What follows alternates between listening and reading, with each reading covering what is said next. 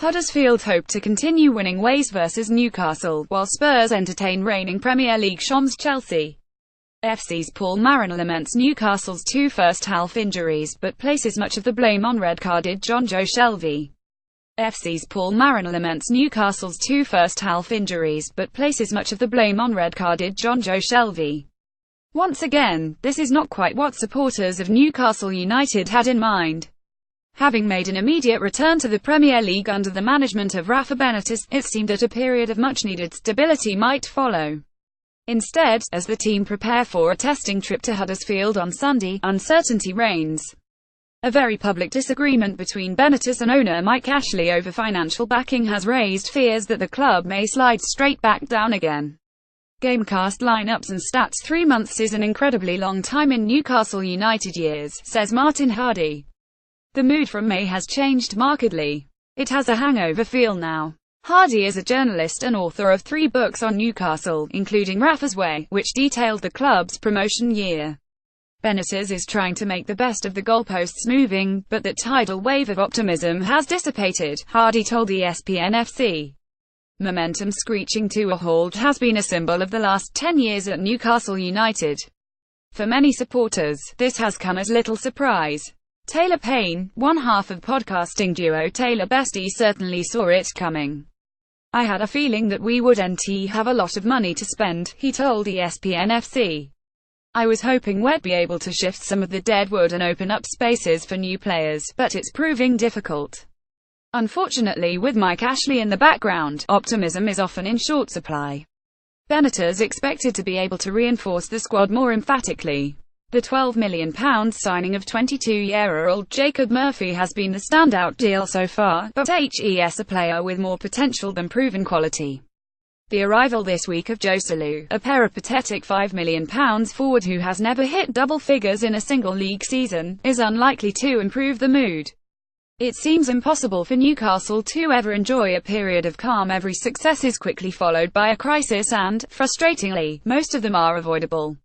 In a rare TV interview last weekend, Ashley admitted to making a string of mistakes since taking control of the club in 2007, including what he felt was the hasty dismissal of Sam Allardyce, the treatment of former managers Kevin Keegan and Chris Hughton, and the controversial renaming of the stadium. To this, he might have added the appointment of Joe Kinnear twice and the failure to significantly strengthen after Alan Pardew's 5th-place finish in 201,112.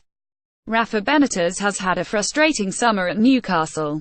What is most concerning is that, with the exception of the axing of Allardyce, which was well received at the time and hardly regretted since all of these errors were obvious without the benefit of hindsight and were vehemently opposed by supporters and local media alike. For example, you didn't need to be a football genius to know that Keegan would be undermined by the appointment of Dennis Wise as executive director above him, thrusting unwanted players into his squad and then demanding he finish in the top 4. Meanwhile, you didn't need a fortune teller to know that the commercial benefits of changing the name of an iconic stadium, such as St. James Park, would be nothing compared to the catastrophic PR damage. These were unforced errors. And so too, it seems, is the failure to back Benitez. The club and the city had fallen out of love with each other when he arrived, says Hardy. Benitez preached togetherness and he took the players and himself into the community. That was vital. He brought professionalism, leadership and trust back to his position. He united the place. In spite of the gathering problems in the background, Newcastle coped reasonably well with the visit of Tottenham last Sunday, at least until Jonjo Shelvey's moment of extraordinary foolishness reduced the team to 10 men.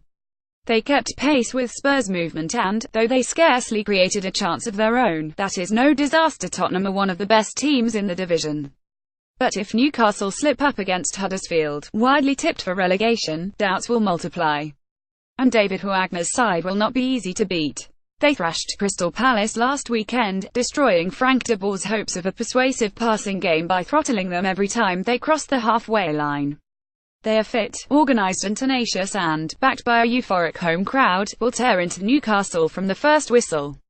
Benitez will have a plan for this. Obsessed by the game, there's very little he hasn't experienced before, but once HES handed down the instruction, he can only hope that his players keep their nerve on the pitch.